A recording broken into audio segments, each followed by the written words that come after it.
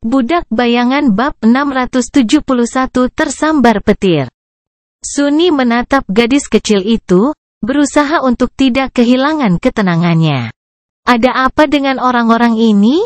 Dia memiliki 2 tanduk, mulut penuh taring tajam, cakar panjang, dan 4 lengan terkutuk. Namun, hal pertama yang ditanggapi Evie dan Kai adalah tinggi badannya. Apakah dia tidak boleh tinggi, untuk sekali ini? Terus berpura-pura melawan anak monster itu dengan sungguh-sungguh, dia menunjuk ke dadanya alih-alih sebuah jawaban. Evie, juga, sedikit memperlambat serangannya yang tanpa henti cukup untuk memberinya ruang bernapas tanpa membuat perubahan sikapnya terlihat jelas. Beberapa saat kemudian, ketika mereka sudah dekat satu sama lain, dia mendesis pelan, "Biar ku tebak, kamu melihat pesan yang kutinggalkan yang mengatakan untuk tidak datang ke Temple of Kalis. Dan, tentu saja, memutuskan untuk melakukan yang sebaliknya." Sunni berputar, menghindari tinjunya, dan mengangkat 2 jari. Gadis itu mengerutkan kening. 2 orang lain bersamamu, Casey, Kai. Ah, ini Kai. Jadi, kalian berdua memutuskan untuk mengabaikan peringatanku. Dia membelokkan belatinya ke samping. Meringis ketika meluncur di atas luka gores di lengan bawahnya, dan kemudian mencicit dengan suara kekanak-kanakan, "Yah. Bagus. Aku mungkin terlalu penuh dengan diriku sendiri, berpikir bahwa aku akan benar-benar bisa melarikan diri dari tempat terkutuk ini. Jadi, aku benar-benar senang kamu datang." Sunni mengayunkan pedang besarnya ke depan, nyaris mengenai kepala gadis itu, lalu menggeram pelan. Evie menggertakkan giginya. "Tapi, Sunni, kita punya 2 masalah. Salah satunya adalah orang gila ini tidak pernah membiarkan murid mereka meninggalkan sekte hidup-hidup. Yang kedua adalah jika salah satu dari kita tidak membunuh yang lain dalam duel ini, guruku akan pergi. Bunuh kami berdua." Jadi, dia menangkap pedangnya dengan 1 tangan, lalu mengayunkan tinjunya ke pedangnya, menghancurkannya dan membuat Sunni tersandung. "Jadi aku harap kamu punya rencana." "Tidak. Aku tahu kamu punya." "Bukan." Terlepas dari betapa terpukul dan memarnya gadis itu, suaranya yang lembut terdengar optimis dan ceria. Mengetahui bahwa Evie yakin dengan kemampuannya untuk membuat mereka berdua keluar dari situasi mengerikan ini hidup-hidup, entah bagaimana, Sunni merasa sangat diakui. Masalahnya adalah dia tidak punya rencana. Nyatanya, dia sama sekali tidak tahu bagaimana cara bertahan dari kekacauan ini. Belum. Jadi, dia hanya menggelengkan kepalanya, membuat Evie pucat dan terdiam. Saat mereka terus bertengkar, pikir Sunni dengan tergesa-gesa. Dia tidak melihat peluang untuk melarikan diri dari Temple of the Kalis tanpa pertempuran berdarah melawan War Maiden. Serta cara apapun bagi mereka bertiga untuk menjadi yang teratas dalam pertempuran itu. Evie kuat dan menakutkan, tapi dia bukan solven. Dia tidak akan bisa berjuang untuk keluar dari sekte seperti yang dilakukan iblis itu. Namun, dengan Kai dan Sunni ditambahkan ke dalam persamaan, hal-hal masih tidak terlihat terlalu baik. Dari ketiganya, Sunni adalah pembangkit tenaga listrik. Meskipun kekuatan fisiknya lebih rendah daripada pemburu, secara keseluruhan, dia adalah makhluk yang jauh lebih mematikan. Ditambah dengan 3 bayangannya, 2 diantaranya adalah Ascended Demons, sedangkan yang ketiga adalah Awakened Terror. Sunni saja kemungkinan besar cukup untuk menampung setidaknya 2 dari 3 War Maiden senior. Evie harus menangani yang ketiga, yang akan meninggalkan Kai sendirian melawan lusinan prajurit yang bangkit yang berkumpul di aula. Itu tidak akan berhasil. Tidak peduli bagaimana Sunni menggerakkan elemen pertempuran teoretis, tidak ada yang memberi mereka peluang bagus untuk melarikan diri hidup-hidup. Namun, pasti ada jalan. Warmaiden telah dikalahkan di masa depan, jadi mereka tidak terkalahkan. Memikirkan masa depan, dia ragu sejenak, dan kemudian melirik piala batu besar yang menjulang tinggi di tengah aula, penuh dengan api putih yang ganas. Tidak seperti di masa depan, itu masih utuh dan mengesankan, pesona kompleks yang menembus batu kuno yang menahan masa api ilahi yang terkandung di dalamnya. Wajahnya menjadi redup. Saya tidak suka ide ini. Tidak, saya tidak suka sama sekali. Memang, dia tidak senang dengan benih rencana yang tiba-tiba muncul di benaknya. Bukan hanya karena itu akan sangat berbahaya dan sulit untuk dilakukan, tetapi juga karena melakukannya memiliki implikasi yang lebih luas dan jauh yang tidak ingin dia pikirkan. Tapi tidak peduli seberapa keras Sunni berpikir, dia tidak bisa memikirkan hal lain untuk dilakukan. Jika memindahkan elemen tidak berhasil, satu-satunya cara untuk mencapai tujuannya adalah dengan mengubahnya. Sambil menghela napas panjang, dia berkonsentrasi selama beberapa saat, lalu memberi isyarat pada Evie untuk tetap mendekat. Pada saat yang sama, beberapa hal terjadi. Di luar lingkaran rune, Sein menurunkan ular jiwa dan kemudian mengulurkan satu tangan, yang tiba-tiba diselimuti segerombolan percikan api putih. Dia mengambil langkah kecil ke samping untuk melindungi Kai dengan tubuhnya. Kedua tindakan tersebut menyebabkan para Warmaiden yang mengelilingi mereka menjadi tegang, tangan mereka mencengkeram gagang senjata mereka. Di dalam lingkaran, Sunni dikelilingi oleh benang oniks yang tak terhitung jumlahnya yang menjerat tubuhnya. Salah satu dari 4 tangannya diselimuti oleh segerombolan bunga api merah, satu dalam kabut hitam, dan 2 lainnya dalam kumpulan percikan cahaya putih yang menari-nari. 3 perawan senior yang mengawasi pertarungan mengerutkan kening ketika mereka melihat iblis berlengan 4 menjalani transmutasi yang aneh. Meski hanya sedikit, pendirian mereka berubah, mengungkapkan kesiapan mereka untuk campur tangan jika diperlukan. Tapi mereka belum bergerak, enggan mengganggu duel tanpa alasan yang tak terbantahkan. Beberapa detik kemudian, perisai layang-layang yang terbuat dari baja tumpul muncul di lengan Sein, sementara Odachi yang dipegangnya diam-diam meluncur ke dalam bayang-bayang. Sunni tiba-tiba mengenakan baju besi oniks yang rumit, memegang tombak muram di salah satu tangan bawahnya dan taci keras di tangan lainnya. Akhirnya, busur hitam dengan tali merah dan panah aneh yang tampaknya terbuat dari sambaran petir muncul di tangan atasnya. Patinet Avenger, Cruel Sight, Midnight Sat, Morgan S. Warbow, Strike of Thunder, dan Mantle of the Underworld ditambah dengan Memory of Fire. Dia telah memanggil semua kenangan ini pada saat yang sama, mengetahui bahwa dia mungkin tidak memiliki kesempatan untuk melakukannya nanti. Dan ada satu kenangan terakhir yang dia panggil. Saat cahaya di sekelilingnya tiba-tiba meredup, bentuk lentera hitam kecil mulai terlihat di udara. Berputar sebelum para Warmaiden senior bereaksi, Sunni memasang Strike of Thunder di tali busurnya. Kemudian, dia menuangkan esensi yang sangat besar kehaluan dan menariknya, mengaktifkan pesona Death Dealer. Tidak membungkuk mantra deskripsi, busur adamantin ini menuntut kekuatan raksasa untuk ditekuk.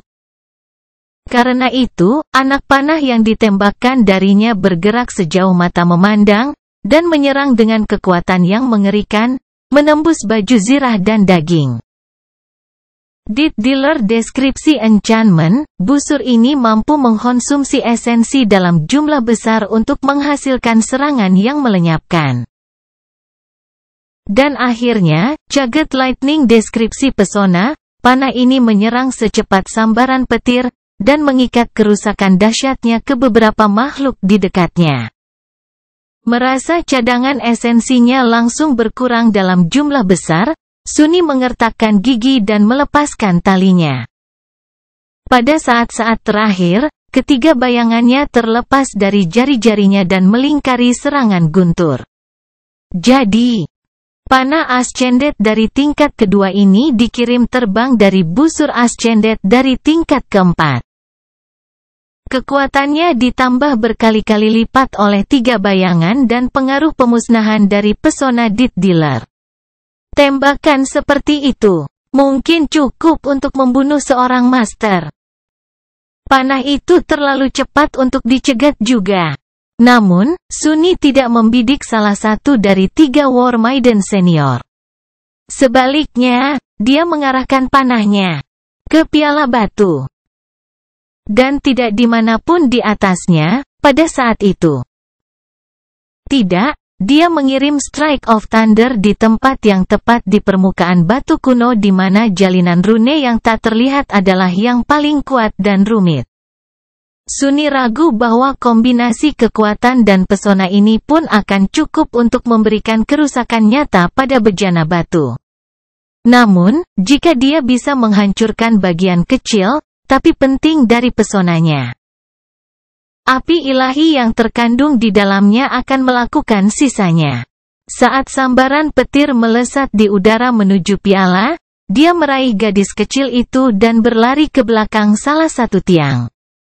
Lalu berlutut dan memeluknya dengan keempat lengannya, menutupi tubuh kecilnya dengan tangannya. Pada saat yang sama, Sein mendorong Kai ke belakang dan mengangkat perisainya, menutupi mereka berdua. Sebelum ada yang bisa bereaksi, petir yang ganas menghantam sisi piala batu raksasa. Dan kemudian, semuanya menjadi putih. Budak Bayangan Bab 672 Kelompok Bayangan. Sambaran petir yang diselimuti kegelapan melesat di antara dua War Maiden senior dan menghantam sisi piala batu. Kilatan cahaya menenggelamkan aula selama sepersekian detik, dan hampir seketika, tiga busur listrik merobek udara, bergerak kembali untuk menyerang para pemimpin sekte.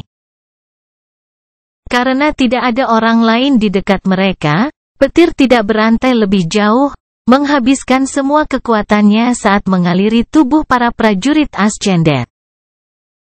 Sunni tidak melihat semua itu, karena dia sudah berlari ke arah pilar batu lebar dengan tubuh kurus Evie di peluknya. Di belakangnya, satu retakan sempit muncul di permukaan piala. Dan melalui itu, cahaya putih yang marah tiba-tiba bersinar. Sesaat kemudian, retakan yang tak terhitung jumlahnya muncul di batu kuno itu, dan kemudian, semuanya menjadi putih. Aduh! Sunni berlutut di belakang tiang, membelakangi tengah aula, memeluk Evie dengan keempat tangannya. Penglihatannya hilang, digantikan oleh bidang putih tanpa cacat yang tak berujung, dan begitu pula pendengarannya. Dia merasakan gelombang kejut menembus tubuhnya, dan pilar di belakangnya hancur, berubah menjadi hujan batu yang pecah dan meleleh. Kemudian, kilatan penderitaan menembus jiwanya. Semuanya diselimuti oleh panas yang menakutkan dan menyesakkan. Dia merasakannya menyapu dirinya seperti gelombang, dan berdoa agar mereka selamat dari pelukannya yang membakar. Dia punya alasan untuk percaya bahwa mereka akan melakukannya. Di masa depan, ada tulang yang berserakan di lantai aula. Itu berarti bahwa ketika piala asli meledak, tidak semua orang di sekitarnya berubah menjadi abu. Sunni juga memiliki pesona Stalwar Mantle of the Underworld yang memberinya ketahanan tinggi terhadap serangan unsur. Serta penyaluran pesona Underworld Armament dan meningkatkan efek perlindungan Memory of Fire melalui Onyx Armor. Itu tidak akan cukup untuk menahan api suci itu sendiri, tapi bisa menyelamatkannya, dan Evie, yang dia lindungi dengan tubuhnya yang menjulang tinggi dari panas yang dihasilkan oleh api. Beberapa saat kemudian, bidang putih yang menyelubungi pandangannya tiba-tiba meredup, dan digantikan oleh kegelapan yang indah. Lentera bayangan melahap cahaya yang mengelilingi tuannya, tidak peduli apa yang telah menghasilkannya. Setelah beberapa detik lagi, Sunni akhirnya bisa membedakan bentuk sekelilingnya. Pemandangan aula besar, terlalu familiar. Piala batu tergeletak di tumpukan cair di lantai batu, yang retak dan pecah.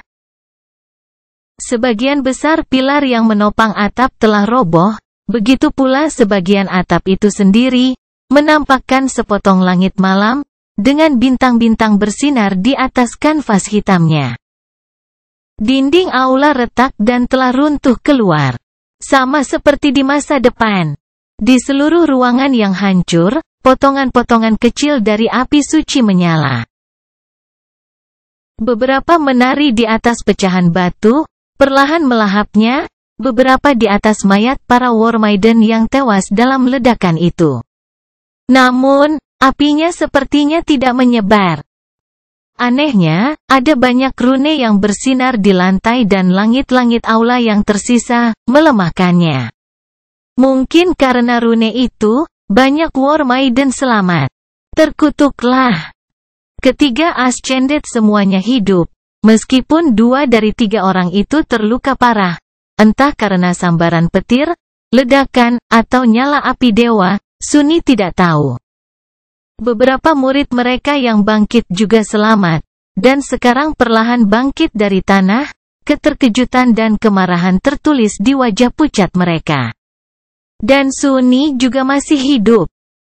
Tapi tidak tanpa cedera, tubuhnya tidak rusak, tetapi salah satu bayangannya tampaknya terlalu lambat untuk mundur dari cawan dan membuat dirinya sedikit terbakar oleh api suci. Karena ketiga bayangan itu adalah manifestasi dari jiwanya, itu juga ikut terbakar. Sambil menggertakkan giginya, Sunni menahan rasa sakit dan bangkit berdiri. Kerusakan jiwa. Yah, apalagi yang baru? Saat dia memikirkan itu, bayang-bayang meluncur di antara api yang menari dan menempel di kakinya, salah satunya memeluk lengannya yang rusak dengan 3 tangan. Evie melihat sekeliling dengan kaget, keringat mengalir di wajah mungilnya.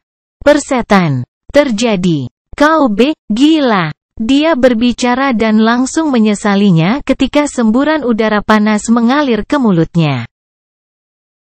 Sunni mengevaluasi situasinya, lalu mendorong gadis kecil itu menjauh, menunjuk ke ujung jauh aula.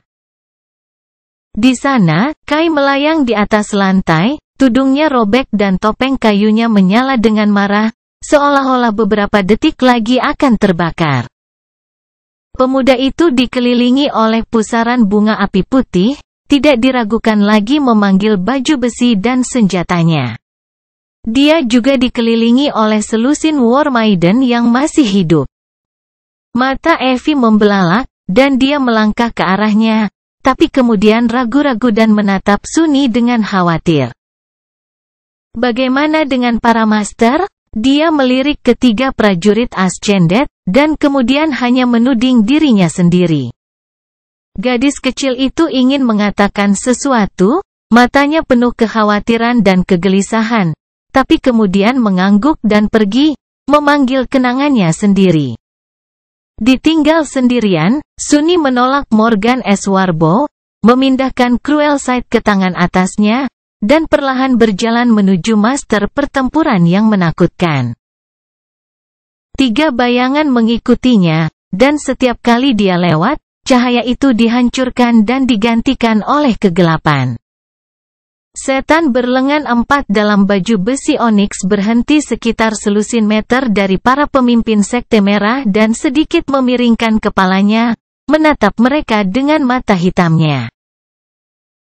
Ascended berambut putih, satu-satunya yang tetap tidak terluka setelah ledakan, menatapnya dengan kebencian dingin, lalu tersenyum liar dan meludah, bayangan busuk. Kau berani menantang kami bertiga sendirian? Gadis dengan rambut merah menggertakkan giginya dan menggerakkan lengannya yang terbakar parah, mengangkat odachi merah ke posisi siap tempur. Yang berambut hitam sangat bersandar pada tombaknya, lalu membisikkan sesuatu, menyebabkan rune pada senjatanya menyala dengan cahaya merah marah. Sunni terdiam sesaat, lalu menggeleng dan menyeringai, memperlihatkan taringnya yang tajam. Sesaat kemudian, 3 makhluk menakutkan meledak dari bayang-bayangnya, amarah membara di mata mereka. Salah satunya adalah seekor ular raksasa dengan sisik obsidian, yang satu adalah kuda hitam yang mengerikan dengan tanduk dan taring yang kuat seperti serigala. Dan yang ketiga adalah seorang ksatria anggun dalam baju besi oniks, memegang perisai layang-layang hangus dan pedang batu. Bersama-sama, keempat bayangan menerjang ke depan. Budak bayangan bab 673 Master Perang. Seorang yang bangkit tidak punya urusan melawan satu ascendet. Apalagi 3, masing-masing memancarkan aura master pertempuran yang menyimpang. Tapi sekali lagi, sejauh Awaken pergi, Sunni sendiri lebih dari sekadar abnormal. Dia telah membunuh 2 tuan sebelumnya, Perse, salah satu sipir kuil malam, dan pendeta merah yang menakutkan, pengawas budak Kolosseum.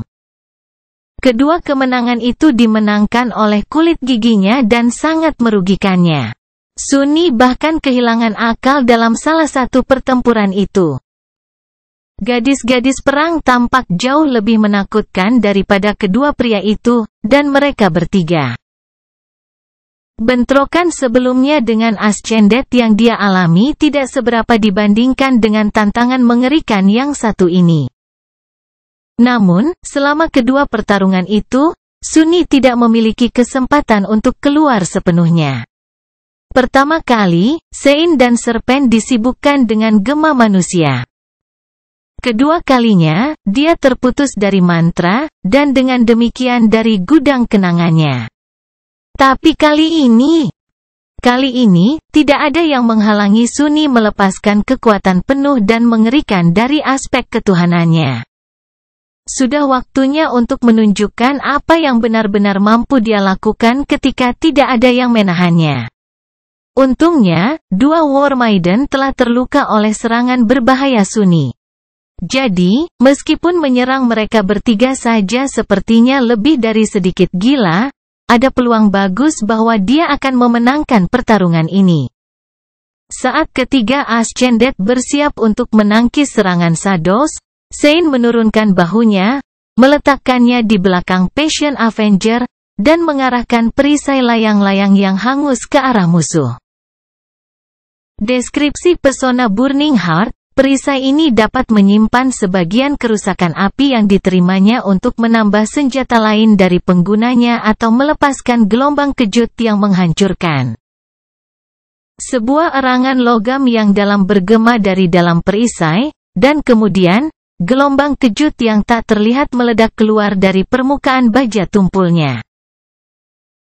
The Passion Avenger telah menyerap banyak kerusakan api selama ledakan api ilahi, dan sekarang, semua kekuatan dahsyat itu dilepaskan ke depan. Menghancurkan bongkahan batu yang berserakan di lantai yang retak menjadi debu dan mengirim War Master terbang kembali ke arah yang berbeda. Peluang apapun dari pertahanan terkoordinasi yang mereka miliki sebelumnya sekarang benar-benar hilang. Tanpa melambat, Sunni dan Shadows-nya berpisah. Ular jiwa merayap di antara api yang menari, menerjang gadis yang memegang tombak. Sein berlari menuju Maiden yang memegang odachi. Dan akhirnya, Sunni dan Nikmah terbang menuju Maiden yang tidak bersenjata, tetapi memancarkan tekanan paling besar. Ayo, semuanya berjalan sesuai rencana. Namun, tidak ada rencana yang selamat dari benturan dengan kenyataan. Sesaat kemudian, sesuatu yang tak terduga terjadi, menyurutkan siasat Sunni. Wanita dengan rambut hitam terpelintir di udara dan dengan anggun mendarat di kakinya, menancapkan ujung tombaknya yang bersinar ke lantai batu untuk menghentikan dirinya meluncur ke belakang. Ke dinding putih api suci yang menyala di belakangnya. Dan kemudian, tiba-tiba dia ada dua War Maiden yang identik melompat berdiri, masing-masing memegang tombak bercahaya yang identik.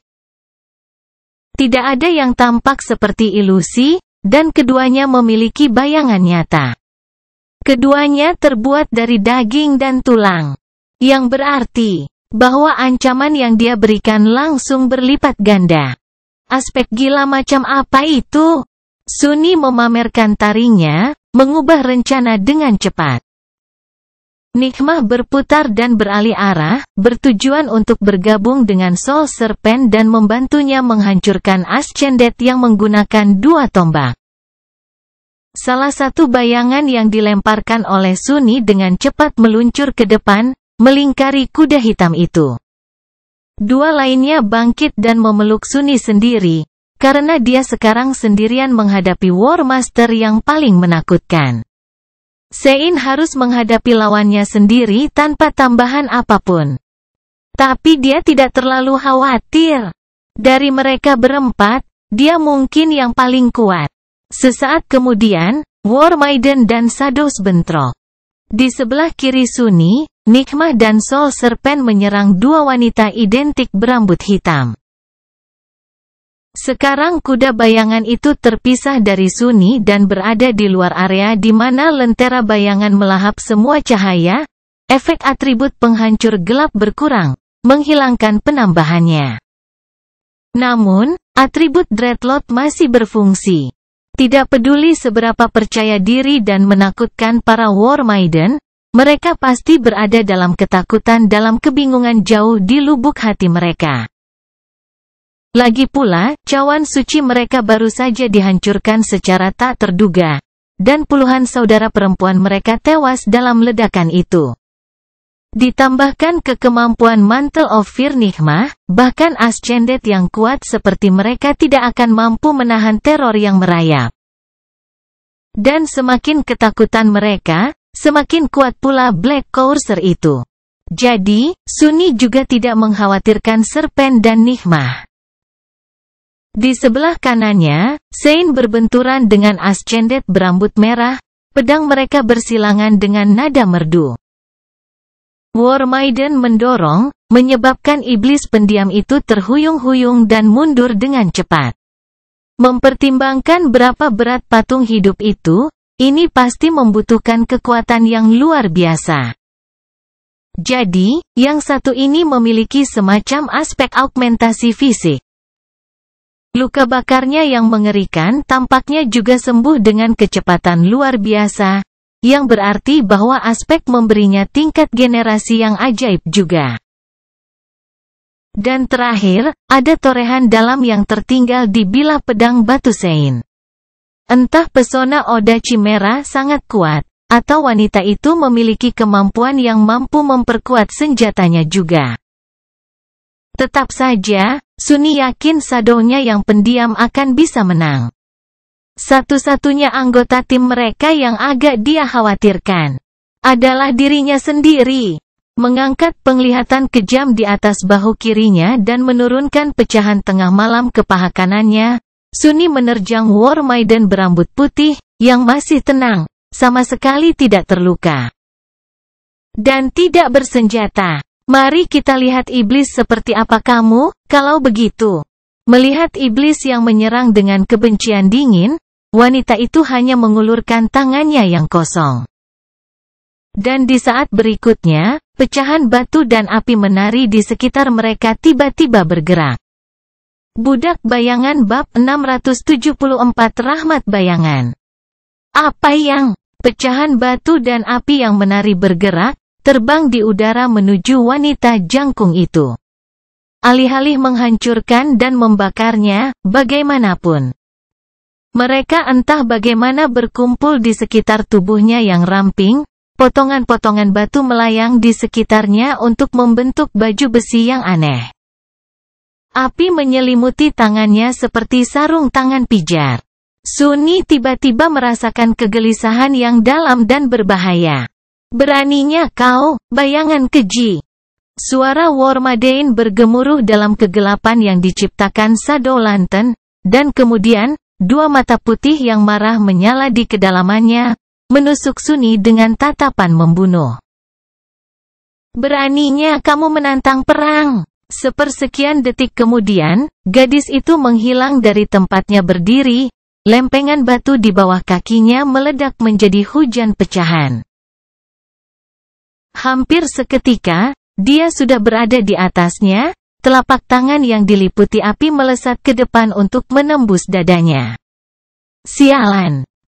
Ada apa dengan wanita perang yang selalu langsung menuju hatiku? Ini sudah ketiga kalinya ini terjadi. Sunni dengan canggung memblokir pukulan yang menghancurkan itu. Dan merasa dirinya terlempar ke belakang oleh kekuatan yang mengerikan dari benturan itu. Untungnya, Mantle of the Underworld telah menahan sentuhan api ilahi yang menyelimuti tangan musuhnya. Jika hanya nyaris, pesona Memory of Fire yang ditingkatkan masih mengalir melalui onyx yang dipoles.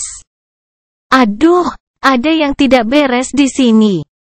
Bahkan untuk seorang master, kecepatan dan kekuatan wanita ini terlalu menakutkan.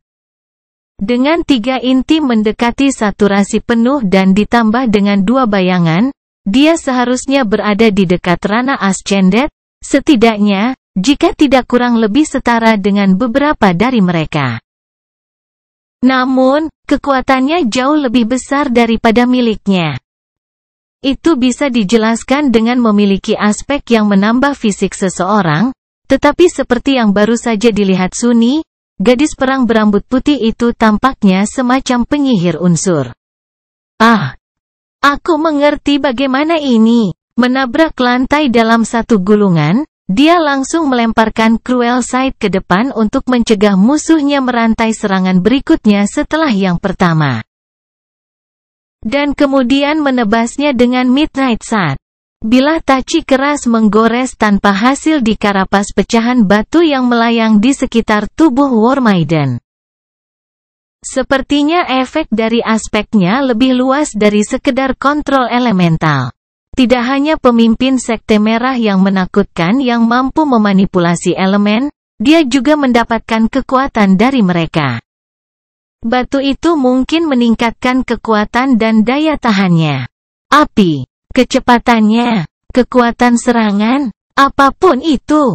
Tampaknya juga memungkinkan perawan berambut putih untuk melihat sekelilingnya meskipun ada selubung bayangan yang dibuat oleh lentranya di sekitar mereka. Dengan cemberut kejam di wajahnya yang cantik, wanita itu dengan mudah menepis penglihatan kejam dan pecahan tengah malam ke samping. Namun, dia gagal bertahan melawan bilah tajam stiletto hantu yang tiba-tiba muncul di salah satu tangan Sunni dan meluncur di antara bongkahan batu yang melindungi tubuhnya. Moonlight Shot menggigit tubuh Maiden, gagal tenggelam dalam, tapi masih mengeluarkan darah. Sunni menyeringai. Lagi pula, ada untungnya memiliki 4 lengan. Tidak terlalu tinggi dan perkasa sekarang, kan? Gadis itu tampak lebih marah daripada terluka. Cangkang batu berputar di sekelilingnya, mengirim Moonlight Shot terbang menjauh dari tangannya, dan kemudian 2 tinju pijar turun ke arahnya. Percikan api merambat melalui angin puyuh pecahan batu dan menjilat tubuhnya, membakar lukanya dengan sempurna. Buruk. Prajurit berambut putih dan Sunni bentrok. Kecepatan dan keganasan mereka menyebabkan lebih banyak kehancuran menimpa aula kuil yang hancur. Karena mereka diselimuti oleh awan kegelapan yang bergulung, tidak ada yang bisa melihat apa yang terjadi di bawah tabir bayang-bayang. Hanya memperhatikan kilatan cahaya putih yang menembusnya dari waktu ke waktu. Yang bisa mereka rasakan hanyalah suara geram dari pertempuran yang menakutkan dan tidak manusiawi. Wormadane lebih cepat dan lebih kuat dari Sunni. Aspeknya menakutkan, dan keahliannya tidak seperti apapun yang pernah dia lihat. Itu berbeda dari bagaimana manusia di dunia nyata bertarung, tapi sama sekali tidak kalah. Sebenarnya, teknik pembunuhannya benar-benar luar biasa dalam kekuatan mematikannya, kesempurnaan yang mencolok, dan ketepatan yang mematikan. Dia juga mampu mengendalikan aliran esensi melalui tubuhnya dengan ukuran kontrol yang begitu rumit dan cerdik sehingga membuat Sunni menyadari betapa kasar dan kikuknya sendiri. Yang telah dibanggakannya sebelumnya, sebenarnya, esensinya juga semakin menipis, karena berapa banyak yang telah dia habiskan untuk melakukan tembakan yang melenyapkan dari Morgan S. Warbo. Namun, dia bukannya tidak berdaya dalam pertarungan itu. Sementara War Maiden memiliki teknik yang luhur, Sunni memiliki banyak teknik. Dia mampu berpindah dari satu gaya ke gaya lain dengan mudah, menari seperti bayangan tak berbentuk, membuatnya sulit untuk memprediksi dan mencegah gerakan selanjutnya. The Cruel Sight menari bersamanya, dengan cepat mengubah bentuknya dari tombak muram menjadi pedang cermin dan melompat di antara keempat tangannya. Sunni telah menyingkirkan Midnight Sun. Mengetahui bahwa benda itu tidak akan mampu menahan panas api ilahi yang membakar yang menyelimuti lengan musuhnya. Dia mengandalkan keserbagunaan dan tipuannya untuk menjaga dirinya tetap hidup di bawah serangan ganas Ascendet yang mengerikan. Dan melalui semua itu, dia mengamati bagaimana dia bergerak, bagaimana bayangannya bergerak, bagaimana mereka bertarung, bagaimana mereka bereaksi. Shadow Dance perlahan-lahan menyerap gaya pertempuran luhur War Maiden, sehingga membuat tekniknya yang luar biasa lebih transparan dan dapat diprediksi. Prosesnya dibantu oleh fakta bahwa Sunni telah mengenali dasar yang sama di dalamnya yang dia saksikan ketika Evie menyerangnya sebelumnya. Keduanya adalah guru dan murid. Untuk saat ini, Sunni terkunci dalam pertahanan yang putus asa, tanpa harapan untuk melancarkan serangannya sendiri yang efektif. Sepertinya kematiannya hanya masalah waktu. Tetapi kenyataannya, dia hanya menunggu waktunya, menunggu saat yang tepat untuk melancarkan satu serangan. Tetapi serangan yang tak terhindarkan. Dan tak lama kemudian, momen itu datang. Sunni babak belur dan dipukuli, permukaan Onyx Mantle of the Underworld retak dan bercahaya jingga di beberapa tempat, seolah diambang pencairan. Cadangan esensinya hampir kosong, dan napasnya berat dan berat. Salah satu tanduknya patah, atau lebih tepatnya dipotong bersih, ujung-ujungnya menjadi mengkilap dan hitam oleh jantung telapak tangan War Maiden yang tak terlukiskan. Tapi kemudian, dia tiba-tiba melihatnya. Sebuah kesempatan. Mungkin tidak akan ada lagi salah satu dari mereka dalam pertarungan yang mengerikan ini. Saat prajurit berambut putih mengangkat tangannya untuk memberikan serangan mengerikan lainnya, dia tiba-tiba memutar bilah penglihatan kejam sedikit, sehingga menghadap musuh dengan sisi datar. Dan kemudian, Sunni mengaktifkan pesona Light Eater dari tombak muram, mengubah bilahnya menjadi sumber cahaya matahari yang cerah. War Maiden telah menggunakan aspeknya untuk menyesuaikan matanya dengan kegelapan. Dan karena alasan itu, kilatan sinar matahari tiba-tiba membutakannya, sementara Sunni tetap tidak terpengaruh olehnya. Dia mengandalkan indera bayangannya untuk bergerak. Musuhnya hanya dibutakan sesaat, tapi dalam pertempuran di level mereka, 1 detik mungkin seperti selamanya. Kehilangan penglihatannya saja tidak akan membuat War Maiden tidak berdaya, tentu saja. Seorang pejuang seperti dia akan diajari cara bertarung dengan mata tertutup. Dan memang, dia langsung menggeser tubuhnya dan menggerakkan tangannya, bersiap untuk menangkis serangan yang paling mungkin terjadi. Sial baginya, Sunni sudah mendapatkan cukup wawasan tentang gayanya untuk mengetahui dengan tepat seperti apa gerakan-gerakan ini. Jadi, dia tahu bagaimana menyelinap melalui mereka. Salah satu tangannya tiba-tiba melesat ke depan, sarung tangan bercakar itu menghancurkan sebongkah batu yang melindungi leher wanita itu. Yang lainnya mengikuti, melewati celah sesaat di karapas magis. Dan merobek tenggorokannya. Suara aneh keluar dari bibir War Maiden. Matanya melebar, pancaran cahaya putih yang menyala di dalamnya semakin redup. Entah kenapa, Sunny merasa terganggu dengan pemandangan itu. Angin puyuh pecahan batu yang mengelilingi tubuh kuat Maiden menghujani tanah. Tidak bisa. Tidak mungkin. Bayangan. Dengan itu, pemimpin Sekte Merah yang menakutkan itu jatuh berlutut, nyawa terkuras melalui luka mengerikan di lehernya.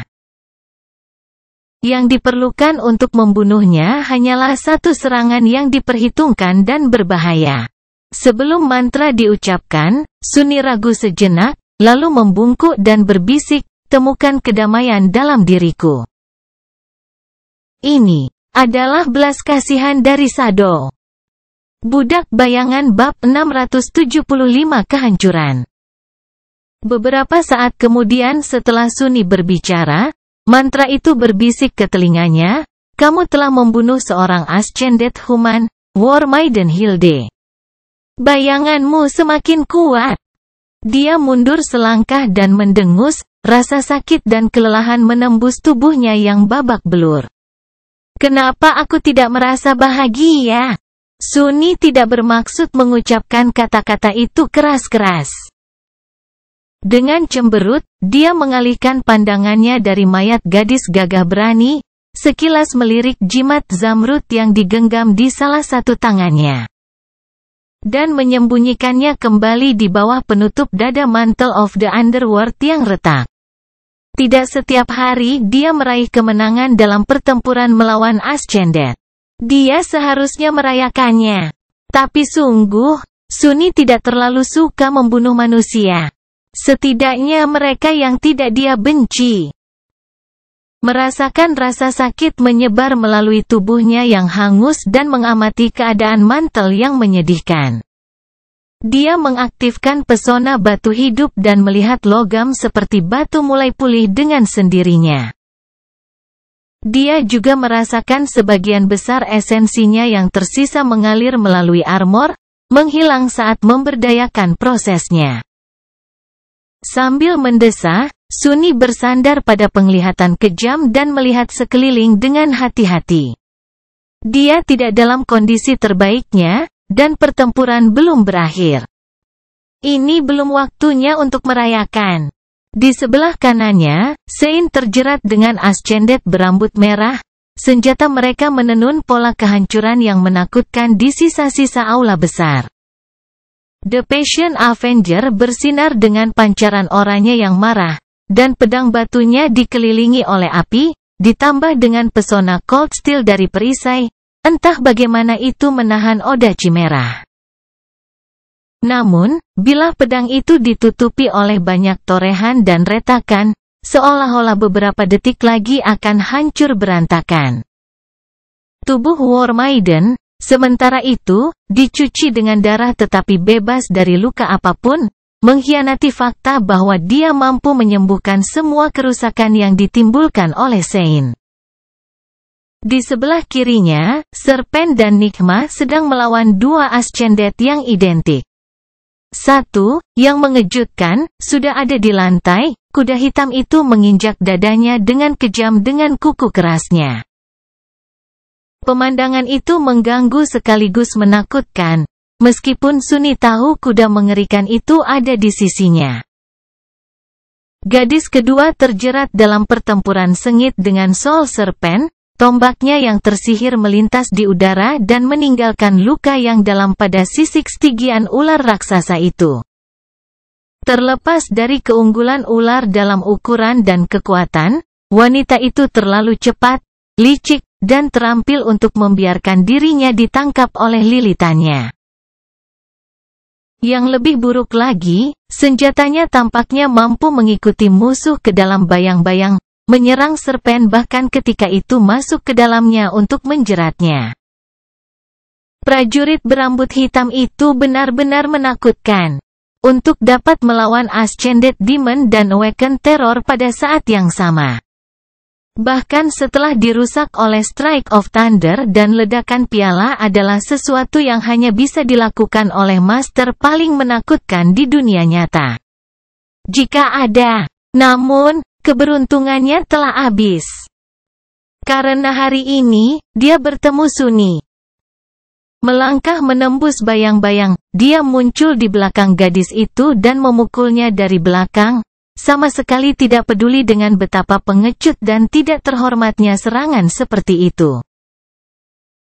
Atau akan dianggap oleh beberapa orang, lebih tepatnya. Kehormatan adalah untuk orang bodoh. Dan sementara Sunny tahu dirinya kadang-kadang berperilaku seperti orang bodoh, dia setidaknya kebal terhadap kebodohan semacam ini. Bilah penglihatan kejam menembus jantung gadis perang yang pemberani dan memancarkan pijaran putih api dewa selama sepersekian detik, memberikan kerusakan dahsyat pada semua yang disentuhnya. Wanita itu tewas seketika, bahkan tanpa menyadari siapa yang telah membunuhnya. Pada saat yang sama, salinan keduanya akhirnya menyerah pada kuku Nikmah dan berhenti bergerak, tubuhnya berantakan dari daging yang robek dan tulang yang patah. Sesaat kemudian, itu berkilauan dengan cahaya merah tua, dan menghilang. Mantra berbicara, kamu telah membunuh seorang Ascended Human, War Maiden Gevhenrafir. Bayanganmu semakin kuat. Satu lagi tersisa. Menyesali keputusannya untuk tidak membiarkan ular menghabisi Ascended, dengan demikian mengisi kembali cadangan esensinya yang sekarang kosong. Sunny mengertakkan gigi dan menoleh untuk melirik Sein. Namun, pada saat itu, suara mantra tiba-tiba bergema sekali lagi, kamu telah membunuh seorang Ascended Human, War Maiden Kara. Bayanganmu semakin kuat. Apa yang dia lihat adalah tubuh terpenggal dari War Maiden yang jatuh ke lantai, ksatria pendiam berdiri di atasnya dengan pedang yang hancur di tangannya. Panjang bilah batunya, setidaknya yang tersisa darinya, dicat merah tua, tetesan air yang deras berjatuhan darinya. Sein tetap tidak bergerak selama beberapa saat, lalu menatap pedangnya yang patah dengan penyesalan. Bahunya bergerak sedikit, seolah bayangan itu menghela nafas. Menjatuhkan bilah yang hancur, dia kemudian membungkuk dan dengan acuh tak acuh mengambil odachi merah yang terlepas dari jari Ascended. Akhirnya, iblis pendiam itu mengacungkan odachi dan berbalik untuk melihat ke arah pintu masuk ke aula besar. Apa yang dia lihat? Sunny mengerutkan kening, lalu tiba-tiba menggigil. Oh! Benar. Evie dan Kai. Dia berputar, mengingat bahwa teman-temannya saat ini berhadapan dengan selusin prajurit kebangkitan yang kuat. Namun, dia tidak perlu khawatir. Para War Maiden. Hampir semuanya sudah mati. Kai baru saja akan menyelesaikan yang terakhir. Pria muda itu mengenakan baju besi yang indah yang terbuat dari baja putih dan emas, memegang pedang yang cepat. Keahlian bertarungnya tampaknya telah meningkat pesat sejak waktu mereka di Forgotten Shore. Bulan-bulan di pasukan Kota Gading pasti telah mengajarinya banyak hal. Evie juga sudah selesai dengan musuhnya. Gadis kecil itu sekarang mengenakan baju zirah perunggu yang familiar, tunik putih di bawahnya digantikan oleh tunik sutra merah War Maiden. Pecahan senja juga ada di sana, di tangannya. Namun, sekarang perisai bundar yang berat itu hampir seukuran seluruh tubuhnya. Saat itu, Kai menghindari serangan lawannya, melayang di atas lantai pada sudut yang mustahil, dan memberikan tusukan tak terduga ke perut War Maiden. Sesaat kemudian, Evie menabraknya dengan dahsyat. Prajurit wanita itu jatuh ke tanah, entah mati atau sekarat. Tiba-tiba, aula yang hancur di Temple of the Chalice diselimuti kesunyian. Mereka bertiga, Sunny, Kai, dan Evie, saling menatap dengan ekspresi bingung di wajah mereka. Semuanya sudah berakhir. Apakah mereka benar-benar menang? Budak Bayangan bab 676 Pisau Kaca. Dikelilingi oleh kehancuran, Sunny, Kai, dan Evie saling menatap dengan ekspresi bingung di wajah mereka. Senjata mereka masih terangkat, siap untuk menyerang musuh. Namun, tidak ada musuh di sekitarnya. Hanya keheningan yang mematikan. Sunny dengan tegang mempelajari aula yang hancur, lalu perlahan mengeluarkan jimat zamrud dan menatap gadis kecil itu dengan pertanyaan diam tertulis di wajahnya. Evie, beritahu aku. Apakah mungkin ada orang suci yang tertidur di suatu tempat di kuil? Dia mengerutkan kening, lalu menggelengkan kepalanya. Sunny benar-benar bingung. Mungkin ada kengerian yang tak terlukiskan yang terkandung di dalam piala itu? Dan kita telah membebaskannya? Atau kutukan kuno? Gadis kecil itu menyeka keringat di wajahnya yang memar. Lalu berkata dengan suaranya yang lembut dan kekanak-kanakan, setahuku tidak. Tidak ada kengerian. Atau kutukan. Sunny mengerjap beberapa kali. Jadi, apa? Kita benar-benar menang. Begitu saja. Evie menatapnya sebentar. Lalu berteriak marah, apa yang kamu maksud dengan hanya seperti itu? Kami baru saja memusnahkan 700 fanatik pertempuran yang bangkit. Dan kamu sendiri membunuh 3 Ascended Champion. Belum lagi menghancurkan piala, yang seharusnya tidak bisa dihancurkan. Ngomong-ngomong, apakah itu tidak cukup keras untukmu, dasar iblis gila? Dia memiringkan kepalanya sedikit dan memikirkannya. Yah, ketika kamu mengatakannya seperti itu, kurasa itu agak sulit. Mereka bertiga, terutama Sunny, memang baru saja mencapai sesuatu yang luar biasa. Tapi masih terasa aneh. Dia bahkan tidak kehilangan satupun anggota tubuh, bagian tubuh, atau jantung.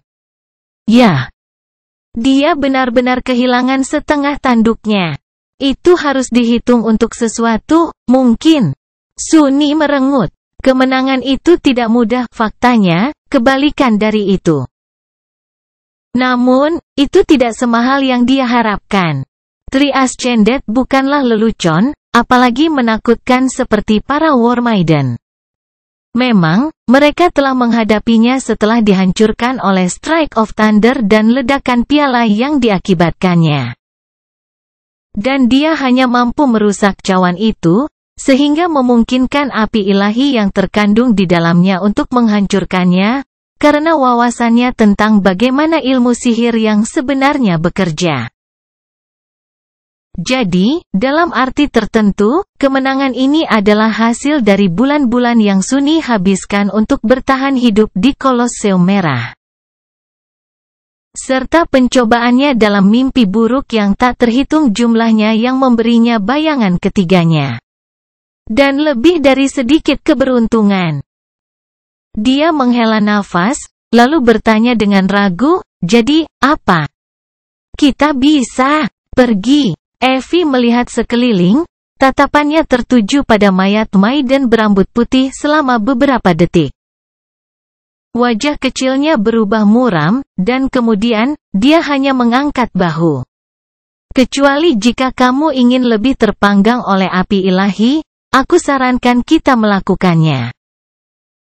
Kai, yang diam selama ini, juga melihat sekeliling.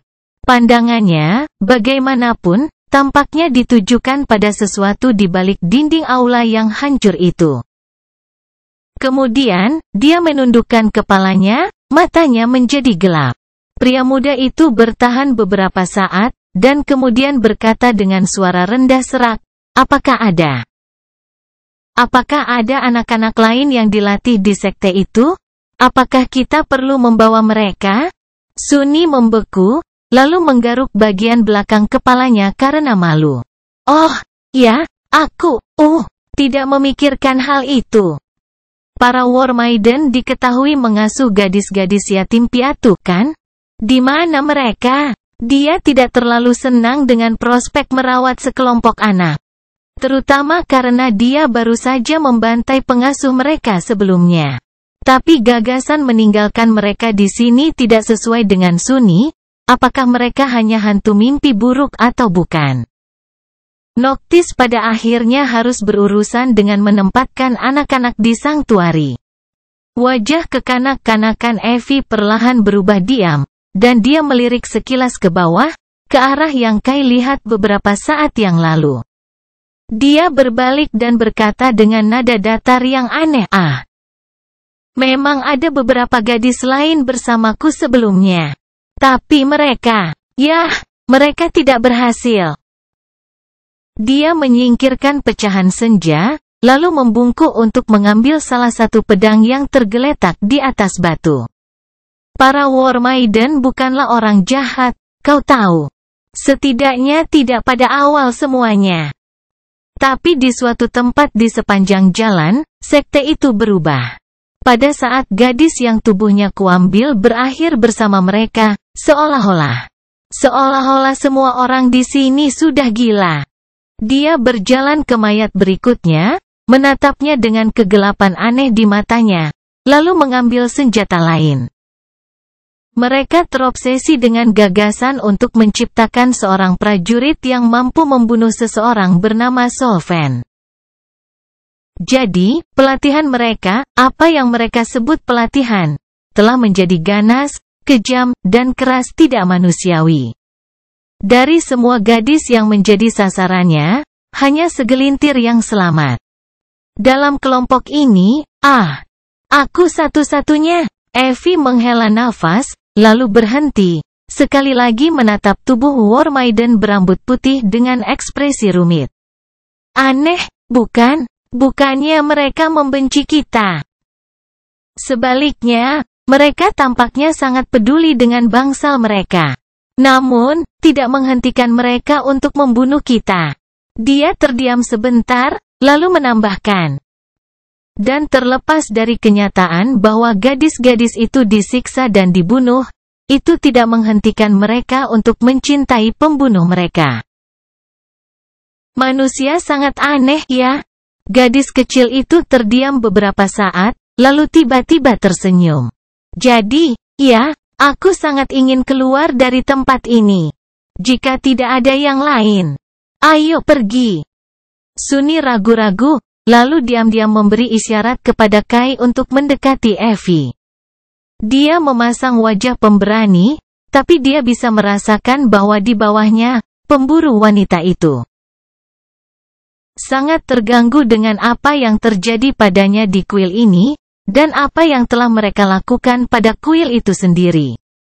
Kemudian, dia berbalik dan menuju apa yang tersisa dari piala batu. Saat dia semakin dekat, panas dari api suci menjadi hampir tak tertahankan. Sunny sekali lagi mengaktifkan pesona memori api dan augmentasi persenjataan dunia bawah, lalu bergerak dengan hati-hati di antara pecahan batu yang terbakar. Di tempat di mana cawan itu berdiri sebelumnya, dikelilingi oleh cincin api, sebuah pisau sederhana yang terbuat dari sepotong kaca hantu tergeletak, memantulkan cahaya putih api yang ganas. Karena bentuk dan posisi retakan yang dalam yang telah menyebar melalui lantai yang retak, seolah-olah bilah kaca itu menjadi pusat ledakan yang mengerikan. Namun, tidak ada noda sederhana di permukaannya. Sunny diam sejenak, lalu mencondongkan tubuh ke depan dan mengambil pisau kaca. Sentuhannya ringan dan sejuk, persis seperti yang diingatnya. Hanya untuk memastikan, Sunny melirik ke bawah permukaan bilah kaca dan membeku sejenak, terpaku oleh pemandangan seuntai takdir yang terbungkus di dalamnya, berputar tanpa henti pada dirinya sendiri. Bahkan jika dia tidak melihat pisau itu di salah satu mimpi buruknya, dia akan langsung mengenalinya seperti apa. Kunci kematian abadi. Kematian Tuan Gading. Dia telah menemukannya. Budak Bayangan bab 677 Arus Takdir. Di luar Temple of the Kalis yang sekarang kosong, fajar perlahan mewarnai dunia dengan warna lilac yang indah. Sunni sedang duduk di tanah, menatap odachi merah dan tombak dengan bilah berukir rune yang tergeletak di tanah di depannya. Kai telah melepaskan armornya dan berdiri di dekatnya, topeng kayunya hangus dan menghitam oleh panasnya api suci. Tatapannya jauh, Evi juga dekat. Dia berdiri di depan tumpukan senjata, beberapa di antaranya utuh, beberapa rusak dan meleleh karena api. Terlepas dari kelelahan dan luka-lukanya, gadis kecil itu, yang tubuhnya hampir seluruhnya dipenuhi memar dan luka gores, mengambil satu demi satu senjata, lalu menusukkannya ke tanah berbatu dengan tekad yang muram. Kuburan pedang yang mengelilingi kuil perlahan tumbuh, berkat usahanya. Sunni mengamati Evi beberapa saat, lalu menghela napas. Dia tidak melihat banyak akal dalam meninggalkan begitu banyak senjata terpesona, bahkan jika kebanyakan dari mereka hanya setara dengan Awaken Memories. Namun, dia juga tidak akan menghentikan gadis itu untuk melakukan ritual yang sia-sia, selama itu memberinya penutupan. Atau apapun yang dia cari dengan melakukan penguburan yang aneh. Namun, itu memberinya makanan untuk dipikirkan. Di masa depan dia tahu, tidak ada kuburan seperti itu di sekitar reruntuhan kuil piala. Yang berarti bahwa tidak ada yang melakukan belas kasihan terakhir ini untuk para War Maiden yang dibantai di aula besar. Mungkinkah itu alasan mereka berubah menjadi hantu pendendam? Mungkin. Atau mungkin pedang itu baru saja dicuri atau dihancurkan di beberapa titik di kemudian hari. Lagi pula, dia belum pernah melihat sisa kuburan di masa depan. Jadi, apa sebenarnya hubungan antara mimpi buruk dan alam mimpi? Sebelumnya, Sunni yakin bahwa Nightmares hanyalah rekreasi dari masa lalu. Sekarang, bagaimanapun, dia tidak begitu yakin. Lagi pula, kuil cawan dihancurkan dengan cara yang persis sama seperti yang terjadi di masa depan. Yang berarti bahwa dia selalu menjadi orang yang menghancurkannya. The Seat of Nikmah adalah portal ke masa lalu yang sebenarnya. Sunni merengut, lalu menggelengkan kepalanya. Tidak, ini tidak masuk akal. Jika itu benar, maka terlalu banyak hal yang akan berubah di dunia terjaga setiap kali seorang yang bangkit menaklukkan mimpi buruk mereka. Sambungannya terlalu mudah untuk dikenali. Yang harus dia lakukan hanyalah pergi dan mengukir namanya di salah satu menhir di tempat suci, lalu memeriksa apakah itu benar-benar muncul di luar benih. Orang tidak bodoh. Mereka pasti sudah tahu, sekarang. Mimpi buruk hampir pasti hanyalah rekreasi dari masa lalu alam mimpi, dan bukan hal yang sebenarnya. Namun, kebetulan bagaimana Temple of the Kalis berakhir terlalu mencolok untuk dianggap wajar. Logikanya, kemunculan Awaken from the Waking World seharusnya mengubah jalannya peristiwa yang terjadi di masa lalu sepenuhnya. Namun, itu belum. Setidaknya belum. Dia bisa memikirkan dua penjelasan untuk itu, yang satu jauh lebih menakutkan daripada yang lain. Penjelasan pertama adalah bahwa ini adalah kasus sederhana dari pengetahuannya tentang masa depan yang menginformasikan tindakannya di masa lalu. Sunni berpikir untuk menghancurkan cawan itu karena dia sudah melihatnya hancur di masa depan. Jadi, siklusnya telah selesai tanpa alasan yang tidak menyenangkan. Hanya karena koneksi logis. Penjelasan kedua jauh lebih memprihatinkan, setidaknya bagi Sunni. Dia tahu lebih banyak tentang takdir daripada kebanyakan orang. Dia tahu betapa sulitnya mengubahnya, apalagi lepas dari cengkeramannya sepenuhnya. Jadi apa? Bagaimana jika takdir menarik semua hal, memengaruhi semua keberadaan, dan mendorong segalanya, kemana saja ke arah tertentu? Untuk kesimpulan tertentu, tidak kurang. Jika demikian, detail dari apa yang terjadi berpotensi berubah, tetapi akhirnya pasti, dan tak terhindarkan, akan tetap sama. Itu adalah pemikiran yang membuat Sunni sangat ketakutan. Lagi pula, dia telah menyatakan takdir sebagai musuh bebuyutannya. Dan sekarang, musuh itu tampak lebih menakutkan dari sebelumnya. Dengan ekspresi muram, dia melirik Evie sekali lagi, lalu bangkit dari tanah dan berjalan ke tumpukan senjata, mengambil salah satunya dan menusukkannya ke tanah. Gadis itu terengah-engah, tubuh kecilnya tampak diambang kehancuran. Namun demikian, dia melirik Sunni dengan ekspresi keras kepala, "Apa yang sedang kamu lakukan?" Sunni mengambil pedang lain dan mengangkat bahu. Membantu. "Kamu pasti lapar kan? Semakin cepat kita selesai dengan ini, semakin cepat kamu bisa makan. Semua orang menang, bukan?" Evie ragu-ragu sebentar, lalu berbalik dan mengangguk perlahan. Bersama-sama, mereka terus mengubur pedang para gadis di tanah berbatu, dengan Kai segera bergabung dengan mereka. Tak lama kemudian, tumpukan senjata telah menghilang, bergabung dengan pedang yang tak terhitung jumlahnya yang mengelilingi kuil yang kosong dan sunyi. Sunni tidak tahu apakah yang mereka lakukan akan mengubah nasib, meski hanya sedikit. Tapi dia sangat berharap itu akan terjadi. Keesokan paginya, para penghuni sanktuari melihat hal yang sangat aneh. Seorang lelaki bertopeng kayu dan dengan kulit yang menyerupai kulit pohon dengan mudah mendarat di rerumputan lembut pulau itu, sosoknya yang tinggi ditutupi oleh pakaian sutra yang pas. Sesaat kemudian, iblis berlengan 4 yang menjulang tinggi naik dari bawah pulau dan bergabung dengannya. Namun, itu belum semuanya.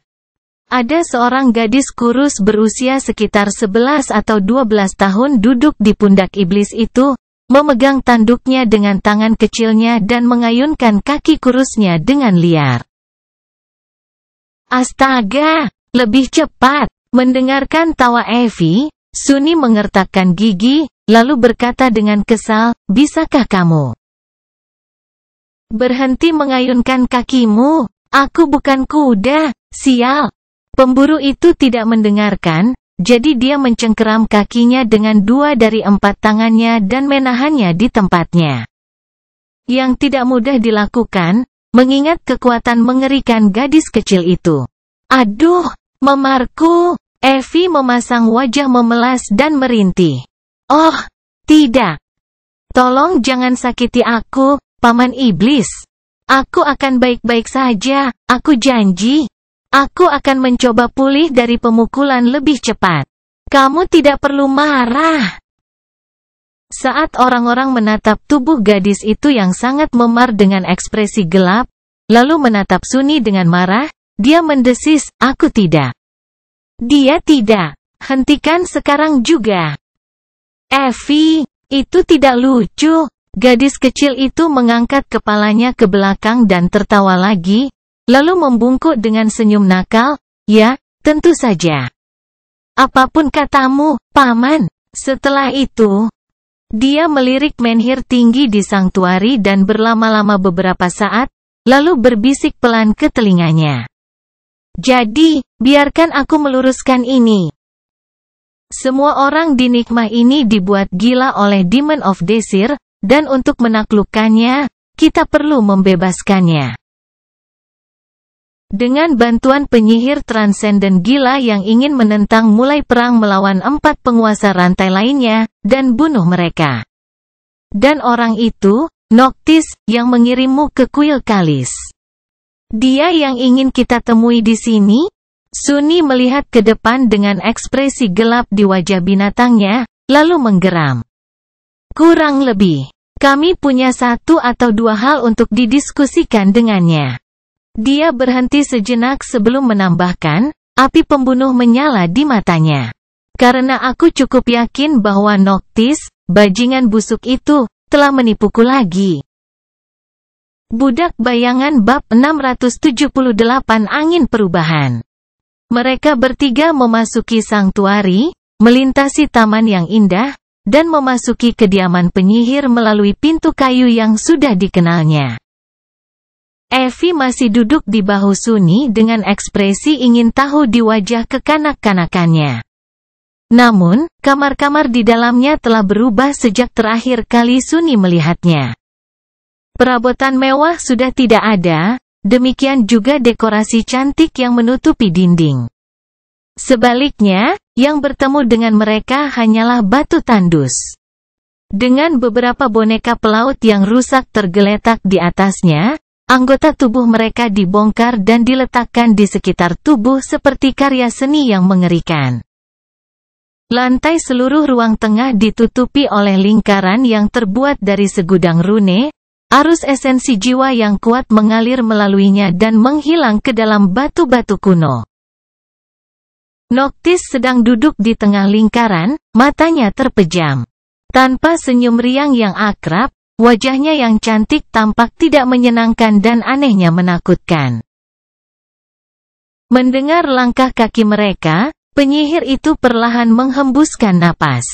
Banjir esensi yang menghancurkan perlahan menipis, dan kemudian menghilang, mundur kembali ke tubuhnya. Dia menoleh sedikit dan membuka matanya, yang bersinar dalam kegelapan sesaat, seolah-olah penuh dengan cahaya bulan yang pucat.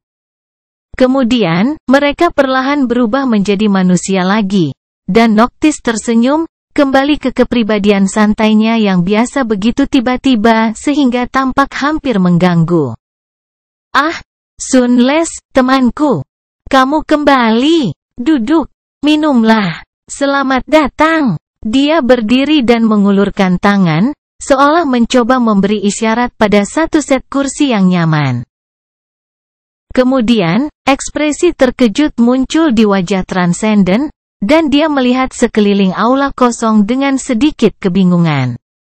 "Oh, benar, aku sedang merenovasi." Noctis menghela nafas, lalu bertepuk tangan. "Yah, tidak masalah. Boneka, bawakan minuman untuk tamuku. Mereka pasti kering setelah perjalanan." Suaranya bergema di sekitar kediaman. Namun, tidak ada yang terjadi. Dia ragu-ragu, lalu melirik manekin rusak yang tergeletak di lantai dan dengan canggung menggeser kakinya. "Ah, sangat disayangkan." Penyihir itu menggelengkan kepalanya, lalu mengangkat bahu dan menatap mereka bertiga sambil tersenyum pokoknya. "Selamat datang." Dia memiringkan kepalanya dan menatap Effie, lalu berkedip beberapa kali. "Ah, kamu membawa anak bersamamu. Sungguh penasaran." "Dia tidak menggigit, kan?" Sunny mengerutkan kening. Tetapi sebelum dia sempat berbicara, Effie berkata dengan pura-pura marah, "Aku bukan anak kecil. Aku 12 tahun. Hampir." Noctis menatapnya dengan ragu. "Itu berbicara. Sungguh aneh." Sunny perlahan menarik napas, lalu berkata datar, "Anak ini bernama Effie. Dia adalah teman yang pernah kuceritakan padamu." Senyum sopan penyihir itu tetap menempel di wajahnya. Dia menatap Effie lagi, lalu diam-diam melirik Kai. "Jadi, salah satu temanmu adalah orang cacat yang kamu temui secara acak di tempat suciku, dan yang lainnya adalah anak kecil?" Sunny mengangguk muram. Noctis mengusap dagunya, lalu dengan hati-hati berkata, "Sunless, apakah kamu benar-benar yakin bahwa kamu tidak hanya menciptakan teman? Untuk membuatku lebih menghargai persahabatan indah kita sendiri, mungkin? Jika demikian, izinkan aku meyakinkanmu, aku sudah sangat menghargainya. Tidak perlu bagimu untuk merasa tidak aman hanya karena kamu tidak cantik, kaya, bijaksana, murah hati, dan menyenangkan berada di dekatku." Suni menggertakkan giginya lalu mendesis marah, "Saya. Tunggu. Maksud saya yakin bahwa saya tidak menemukan mereka. Apakah Anda yakin bahwa Anda benar-benar ingin mengetahui kebenaran tentang saya dan teman-teman saya?" Noctis mengangkat alisnya dengan ekspresi tulus di wajahnya. "Yah, tentu saja." Suni menatapnya beberapa saat, lalu berkata, "Kalau begitu, teman-temanku dan aku sebenarnya bukan iblis, orang cacat, dan anak kecil. Kita adalah manusia dari masa depan yang jauh yang jiwanya dikirim ke sini oleh entitas yang hampir maha kuasa yang dikenal sebagai mantra mimpi buruk. Setelah para dewa mati dan seluruh dunia ini telah dihancurkan. Oh, dan tempat ini tidak nyata. Kamu juga tidak nyata. Semua itu hanyalah ilusi rumit yang diciptakan oleh mantra untuk menguji kita bertiga. Tidak, kita berlima, sebenarnya. Itulah kebenaran yang sebenarnya." Penyihir itu menatapnya dengan mata lebar. Kemudian, dia menghela nafas, menggelengkan kepalanya, dan berkata dengan nada terluka, "Sunless. Tidak perlu menenun kebohongan bodoh seperti itu untuk mengejekku. Jika kamu tidak ingin memberitahuku, kamu tidak perlu melakukannya." Dia mengerutkan bibirnya dan berbalik.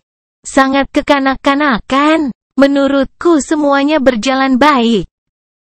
Kalau begitu, karena kamu ditemani teman baru, kamu pasti berhasil menyusup ke kuil piala, menemukannya, mengambil pisau kaca, dan melarikan diri sebelum War Maiden menyadarinya." Suni tersentak. Lalu berdehem dan tetap diam selama beberapa detik. Akhirnya, dia berkata dengan nada datar, Yah, sebenarnya, tidak persis. Kami memang mengambil Evie dan pisaunya, tapi..." Noctis menatapnya dengan heran, "Tapi apa?" Suni terbatuk. "Kami semacam menghancurkan piala dan membunuh semua War Maiden."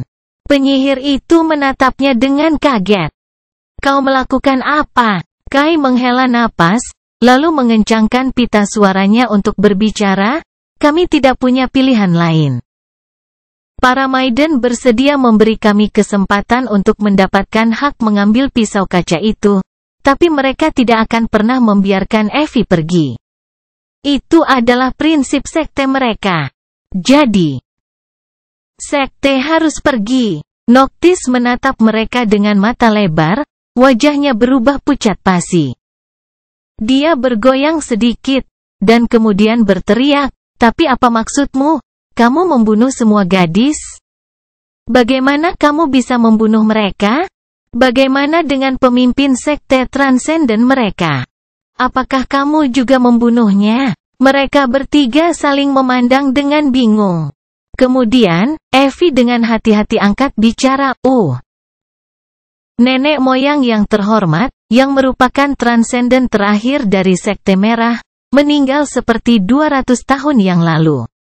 Tidak ada transenden lain di antara para gadis sejak itu."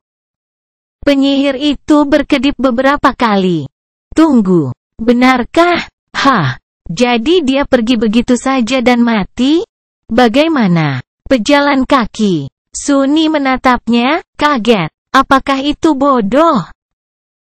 Apakah dia benar-benar lupa bahwa orang sungguhan memiliki kebiasaan mati dari waktu ke waktu, tidak seperti dirinya yang abadi? Betapa gilanya penipu itu sebenarnya? Tapi kemudian, dia harus menghentikan dirinya sendiri. Tidak, itu tidak benar. Noctis tidak bodoh, dia hanya menikmati memainkannya. Tidak mungkin yang abadi tidak akan tahu apakah ada transenden yang tinggal di wilayahnya atau tidak. Yang hanya bisa berarti satu hal. Suni maju selangkah dan menggeram. "Jangan hina kami, kamu tahu betul bahwa tidak ada transenden di kuil cawan. Dan kamu juga tahu bahwa kamu bisa dengan mudah melenyapkan seluruh tempat itu dan mengambil pisau kaca, jika kamu mau. Kami bertiga tangguh, sejauh Awaken pergi, tapi tidak terlalu tangguh untuk bisa melakukan sesuatu yang tidak akan bisa dilakukan oleh penguasa rantai. Dia memelototi yang abadi dan berkata, jimat Zamrud hampir pecah di tinjunya, jadi, Noctis, temanku. Kenapa kamu tidak memberitahuku alasan sebenarnya mengapa kamu benar-benar mengirimku dan Kai ke sana daripada pergi sendiri? Dan berhati-hatilah dengan apa yang kamu katakan. Karena persahabatan kita yang indah mungkin bergantung pada jawabanmu. Tanda seru. Noctis terdiam beberapa saat, menatapnya dengan ekspresi tak terbaca. Kemudian, dia menghela nafas dan melambaikan tangan. Baiklah, baiklah. Jika kamu ingin membosankan, aku akan mengatakan yang sebenarnya. Tidak perlu marah. Dia bertepuk tangan lagi, dan boneka pelaut yang dibongkar tiba-tiba bangkit dari lantai. Anggota tubuh mereka terbang ke atas dan terhubung ke torso kayu. Kemudian, salah satu dari mereka menghilang sejenak dan kembali dengan piala perak berisi anggur harum, mempersembahkannya kepada tukang sihir dengan rasa hormat yang menakutkan. Yang lainnya mundur dan membeku, berdiri diam di dekat tembok. Noctis mengambil piala itu, meneguknya, dan memalingkan muka dengan ekspresi muram di wajahnya yang indah. Ya, memang benar aku bisa mengambil pisaunya, menyelamatkan temanmu, dan menghancurkan kuil cawan sendiri. Itu tidak akan terlalu sulit, dengan atau tanpa transenden yang menjaganya. Namun, dia menatap ke barat, matanya menjadi gelap. Jika aku membuat gerakan seperti itu sendiri, 4 lainnya akan mengetahuinya. Kemudian, mereka akan mengerti mengapa aku melakukannya, dan apa yang akan aku lakukan selanjutnya, juga. Mereka akan mengetahui niatku pada akhirnya. Tentu saja, tapi sekarang bukan waktunya.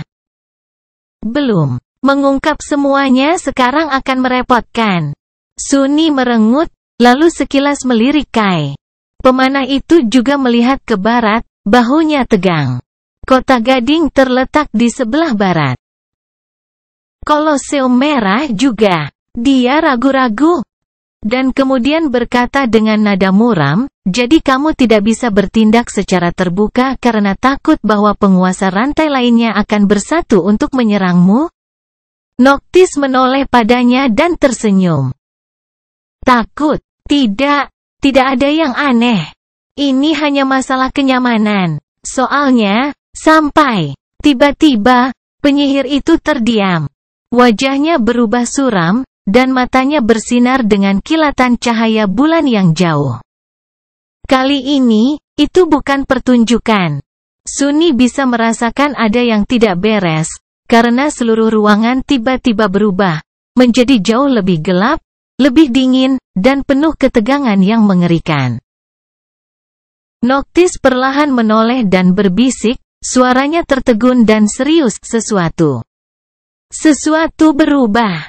Tidak mungkin. Dia melihat ke arah pintu, dan kemudian menambahkan dengan ekspresi muram. Kurasa kita punya tamu lain. Utusan, dari utara. Budak Bayangan bab 679 utusan dari utara. Penyihir itu tampak terguncang. Tidak, lebih dari itu. Dia tampak sangat terganggu oleh sesuatu.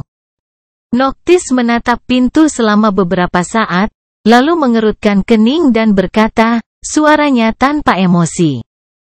Ayo kita pergi dan lihat siapa yang mengetuk pintuku, kalau begitu.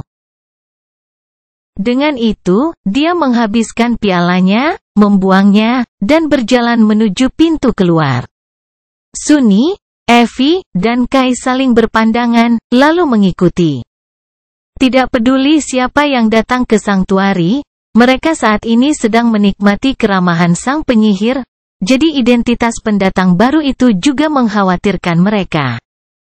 Siapa yang bisa mempengaruhi Noctis sebanyak itu? Atau apakah perubahan yang dia katakan tentang alasan sebenarnya dari perilaku aneh ini? Sementara kemunculan seorang tamu kebetulan terjadi secara kebetulan, mereka akan segera mencari tahu. Bersama-sama, mereka berempat, 3 orang suci yang bangkit dan yang abadi, melintasi Taman Suaka dan berjalan di antara menhir kuno, ke padang rumput di baliknya. Di sana, sosok Anggun menunggu mereka, mengenakan pakaian hitam ketat. Itu adalah seorang wanita muda yang tak seorang pun dari mereka mengenalinya. Wanita muda itu tinggi dan ramping, dengan kulit pucat dan rambut hitam gagak berkilau yang bergerak lembut tertiup angin. Wajahnya memiliki kecantikan yang hampir seperti dunia lain, garis-garisnya penuh keanggunan dan kemegahan. Namun, wajah cantik itu dinodai oleh cacat yang mencolok, matanya ditutupi oleh selembar kain hitam sederhana, warna yang sama dengan gaun yang dikenakannya. Kontras antara gaun hitam ketat dan kulit putih tanpa cacat, antara kelembutan wajahnya yang menawan dan kerasnya penutup mata yang kasar, menciptakan pemandangan yang menggoda, tidak menyenangkan, dan sedikit mengganggu. Namun, Suni tidak memperhatikan kecantikan wanita muda itu, atau pakaiannya.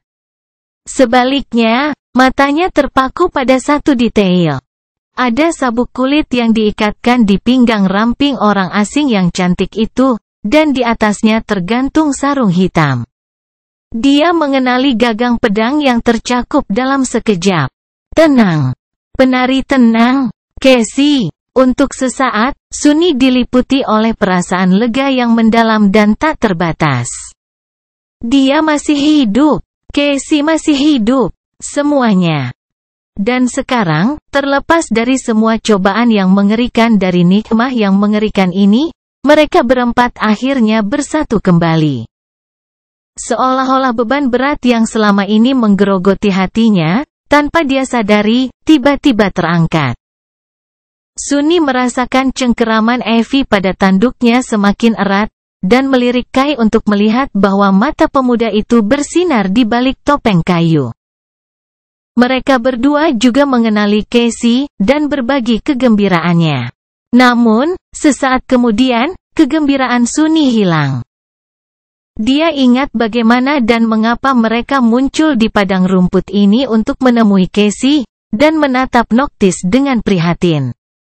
Penyihir itu masih memiliki wajah pucat. Dan tidak seperti mereka, dia tidak memiliki perasaan hangat terhadap gadis buta itu. Situasinya masih aneh, dan berbahaya. Seolah merasakan tatapannya, Noctis mengerutkan kening, lalu menatap wanita cantik dengan ekspresi gelap dan bertanya dengan dingin, kuil malam tanpa mata. Bukankah terlalu jauh bagi pendeta buta sepertimu untuk pergi ke selatan, sendirian? Bicaralah, Nona. Apa yang kau inginkan? Casey berlama-lama sejenak, lalu membungkuk sedikit. Ketika dia berbicara, suaranya yang asing terdengar dalam dan menyenangkan.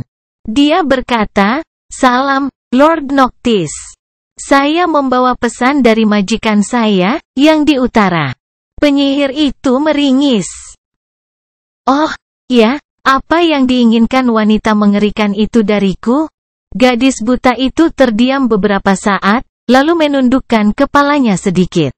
Dia tidak menginginkan apapun, Lord Noctis. "Nyonyaku, Lady of the North, diberkati dari langit hitam. Sudah mati." Noctis bergoyang sedikit, seolah dipukul. Dia menatap Casey dengan wajah pucat, lalu mengangkat tangan yang gemetaran dan diam-diam mencengkeram lehernya.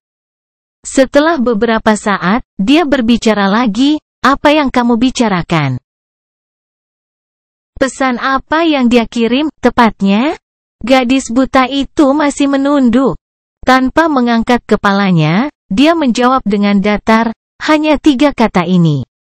"Aku sudah mati." Penyihir itu mengejek. Perlu waktu berminggu-minggu untuk pergi dari kuil malam ke tempat suci dengan berjalan kaki. Kalau ada yang bisa bertahan hidup, apa dia sudah mati saat mengirimmu? Casey diam-diam menggelengkan kepalanya. Tidak, dia masih hidup. Noctis mengertakkan gigi karena marah. Wanita itu sangat tak tertahankan. Jika dia tahu dia akan mati, dia bisa mengatakan lebih dari 3 kata, paling tidak. Setelah semua yang kita bagi. Dia pasti frustasi sampai akhir. Terlepas dari nada jengkel si penyihir, Sunny tahu bahwa Noctis sangat sedih dengan berita mencengangkan yang dibawa Casey. Seolah-olah dia sendiri tidak berencana untuk membunuh yang di utara selama ini. Yang abadi adalah orang-orang yang sangat aneh, memang. Tapi Sunny sendiri tertegun. Salah satu penguasa rantai sudah mati. Seperti itu, setelah 1000 tahun menjalankan tugas serius, seseorang berhasil membunuh transenden yang abadi tanpa memberitahu 4 lainnya. Tiba-tiba, perasaan tidak enak mencengkeram hatinya. Jika bukan salah satu penguasa rantai, lalu siapa yang bisa membunuh penguasa kuil malam? Siapa lagi yang memiliki salah satu dari ke-7 pisau itu? Dia tahu hanya satu orang. Seolah membaca pikirannya, Noctis menatap Casey dan bertanya, suaranya bergetar karena marah, jadi. Siapa itu? Siapa yang membunuhnya? Solven? Atau Tuan Gading? Gadis buta itu perlahan menggelengkan kepalanya. Tidak juga. Itu adalah makhluk yang datang dari kabut. Penyihir itu terkekeh. Begitu ya? Jadi Ivory Knife jatuh ke tangan salah satu dari mereka. Dia bisa menyelamatkan dirinya sendiri, jika saja dia mau. Tapi dia menjadi acuh tak acuh terhadap hal-hal seperti itu sejak dulu, bukan? Itu adalah kegilaannya. Noctis terdiam beberapa saat, lalu tiba-tiba bertanya.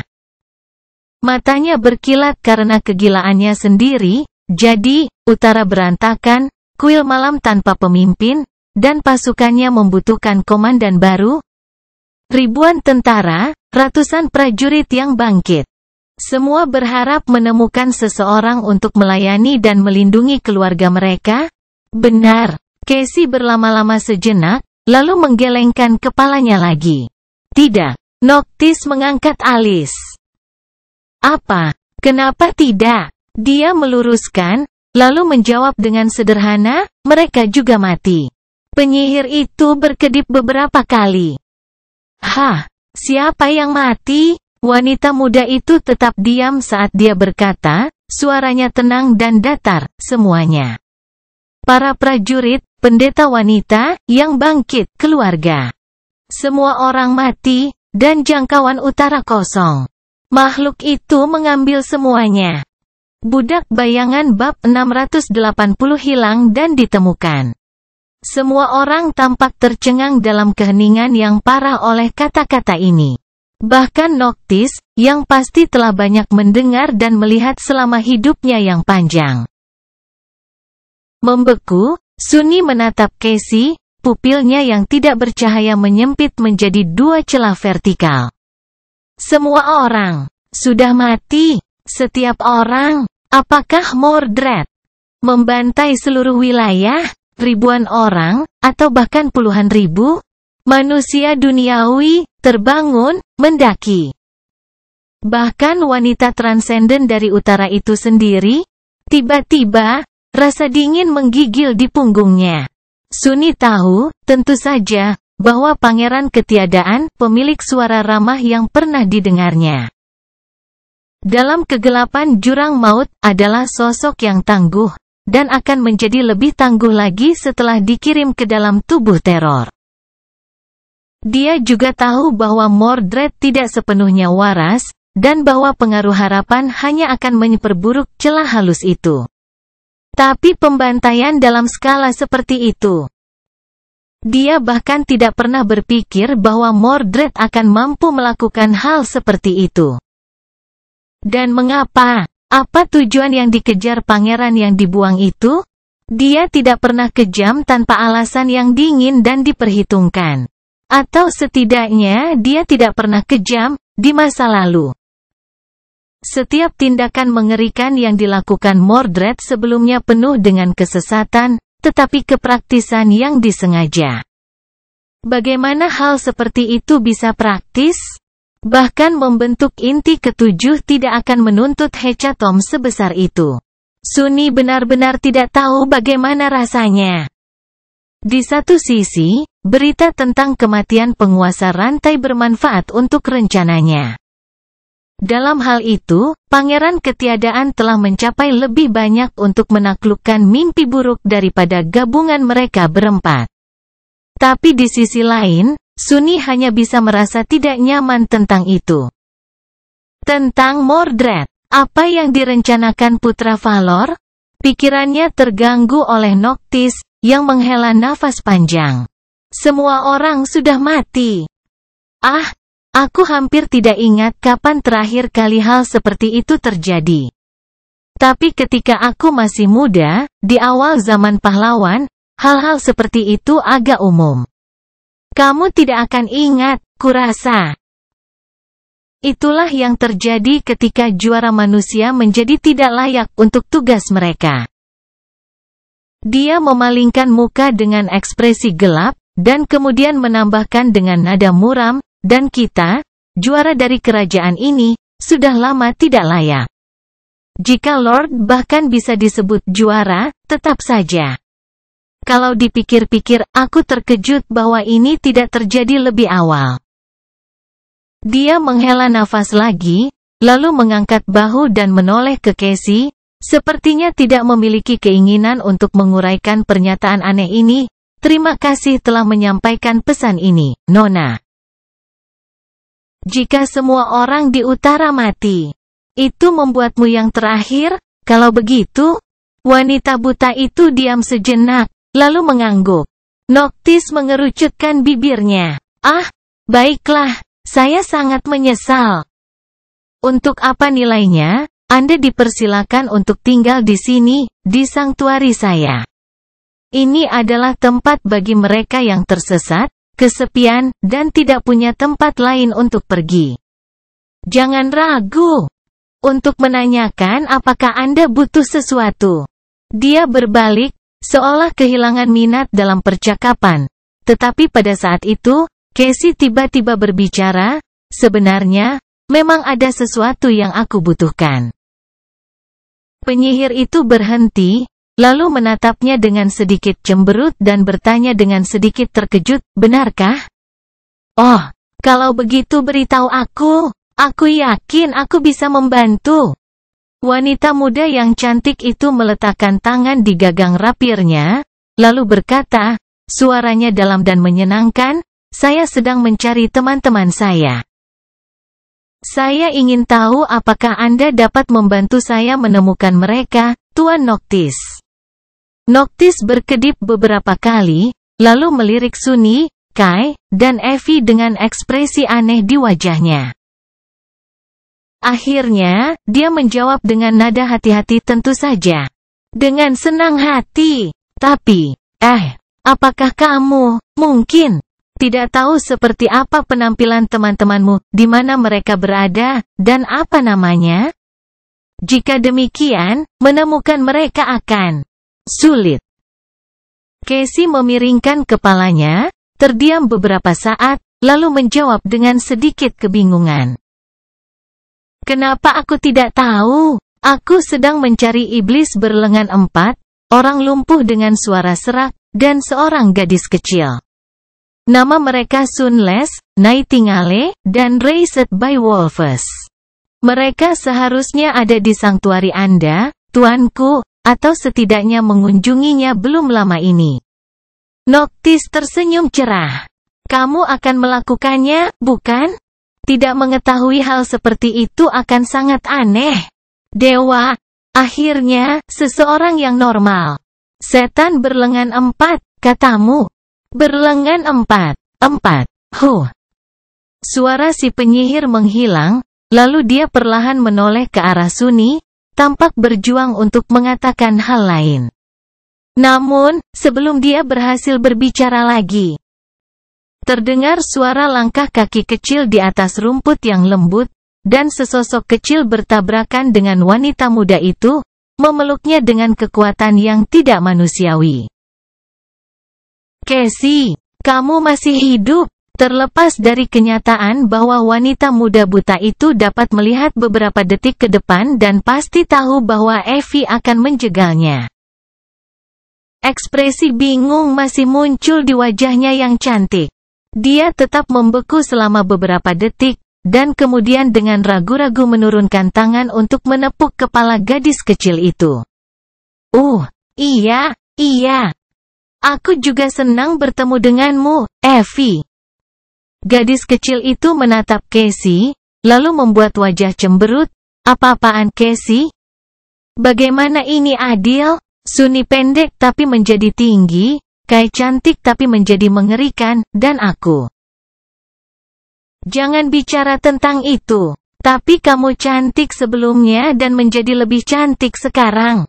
Ketidakadilan. Wanita muda itu tersenyum lembut, lalu memeluk gadis kecil itu dengan erat. Kenapa? Kurasa kau juga menjadi sangat cantik. Noctis menatap semua ini, lalu menatap Sunny dengan ekspresi yang tak bisa dijelaskan. Penyihir abadi ragu-ragu selama beberapa detik, dan kemudian dengan hati-hati bertanya, Sunless. Apakah pendeta cantik ini salah satu temanmu juga? Sunny meliriknya, lalu mengangkat jimat zamrud. Ya. Teman terakhir yang ingin kutemukan. Namanya Song of the Fallen. Noctis terdiam beberapa saat, lalu memalingkan muka dan bergumam dengan bisikan yang nyaris tak terdengar, demi bulan. Kurasa aku benar-benar perlu meningkatkan keterampilan bertemanku. Kalau tidak, aku tidak akan bisa menyebut diriku orang paling ramah di seluruh kerajaan harapan lagi. Mendengar itu, Sunny tersenyum. Dia punya alasan untuk itu. Kelompok kecil mereka akhirnya kembali bersama.